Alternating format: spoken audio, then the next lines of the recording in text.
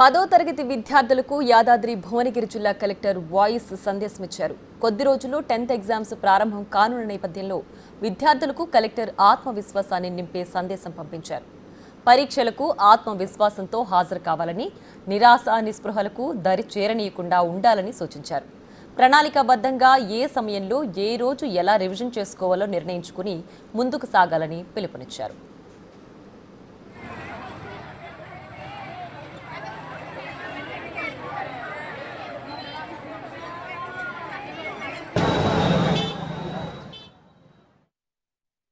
నేను మీ కలెక్టర్ హనుమంతరావుని మాట్లాడుతున్నాను.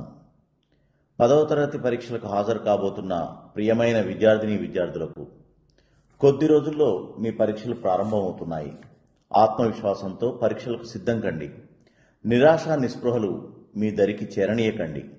ప్రణాళికాబద్ధంగా ఏ సమయంలో ఏ రోజులో ఎలా రివిజన్ చేసుకోవాలో నిర్ణయించుకొని ముందుకు సాగండి. తప్పనిసరిగా మంచి మార్కులతో ఉత్తీర్ణులవుతారు.